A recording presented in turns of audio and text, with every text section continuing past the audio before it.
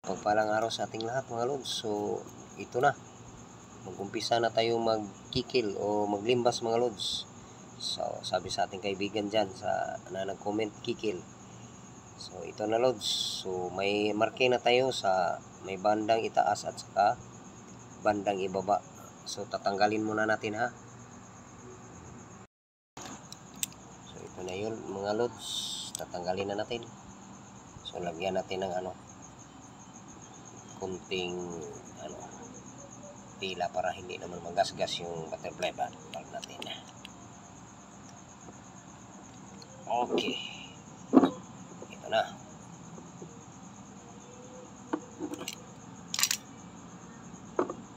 Magsimula na tayong maglimbas. So shout out pala sa ating kaibigan na ang Tagalog daw ng pero tiningnan ko naman tama si Lods, kikil. So ito na, mag-umpisa na tayo.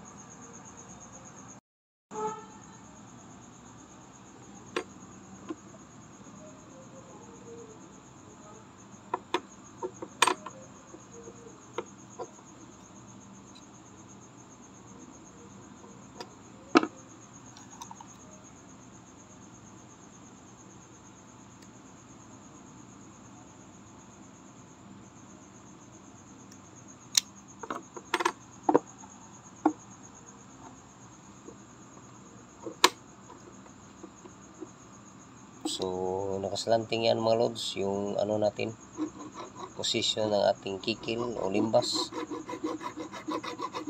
Yan, dahan-dahan lang mga lods.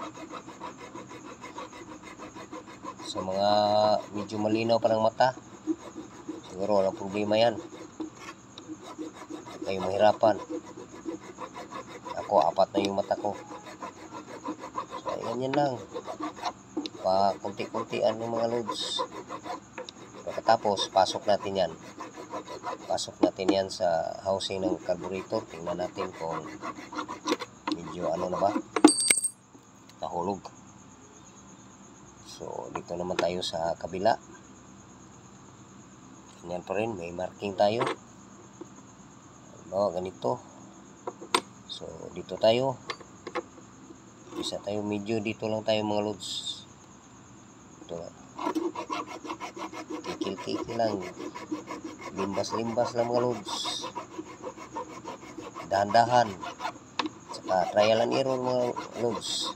So kailangan pala yung yung kikil natin o limbas, kailangan talaga na medyo bago pa, medyo pa lang. So mga lods, dapat pala, baka makalimutan ko, dapat hindi natin masyadong pupukin ito ng yung hammer natin dito, baka mas lalong manipis at saka matagal ta maglimbas dyan kasi napakalaki na yung expand niya. So konti lang, siguro tingnan na natin kung yung kalaki yung doon sa dito. Makikita naman natin bago natin tanggalin yung butterfly bulb, makikita natin yung yung damage niya doon. So siguro lang malos, pakunting-kunti lang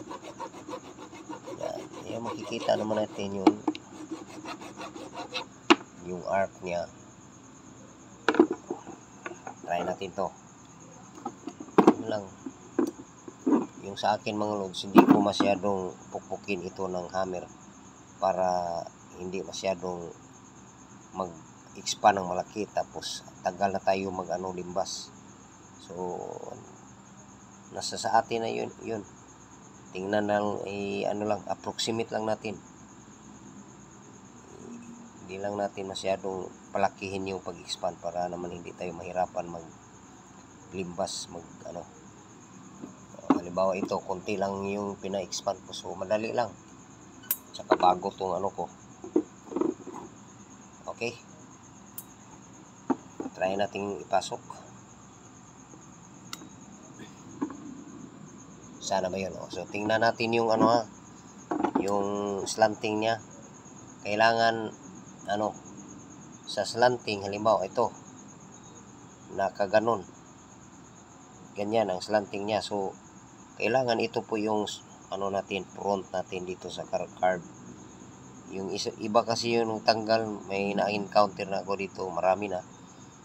Ano, binaliktad nilang ganun. So, hindi na pwede yan. Kailangan ganyan. So, yung slanting, tingnan ninyo, dito, ganyan. So, yan. Ito po yung ano natin. Ito po yung front natin. Try natin mga lods. Ika, makita. Ito lang. Ditong banda. Binaba ko kasi yung ano natin. Yung camera natin. Siguro lods, kung meron kayong ano, yung sandpaper, kailangan i-plane nyo na para hindi masyadong maano dito, hindi masyadong maipit, mahirap ipasok itong butterfly bulb natin. So ito sa akin madali lang. O yan mga lods, malapit na yung mag-fit siya, malapit na mga lods. Tingnan niyo yan. So ganyan lang mga lods, paulit-ulit, tanggalin na naman natin uli sa yan. So malapit na. Dandanin lang natin mga lods, huwag masyadong ano, huwag tayong manggigigil sa pag limbas, pagkikil. Hirap kasi ato precision natin yung ano natin, DIY lang ang gagawin natin. So ano, malaki-laki pala lods ang magastos natin pag halimbawa bibili tayo ng ano, yung sa previous video ko na ano, yun, alto kasi ito, tingnan ninyo mga lods, may ipakita ko sa inyo.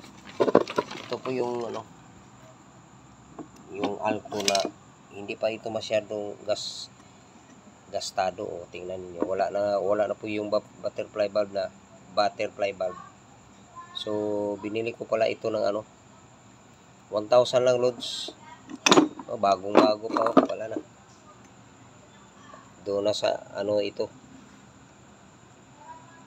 Doon na sa kilo-kilo. Wala na po yung butterfly bulb at saka yung ano, yung magnetic pala dito lods. Pwede natin gamitin sa ano, Suzuki na ano. Pwede natin ilagay dito. So siguro mga lods, ikat ko muna to.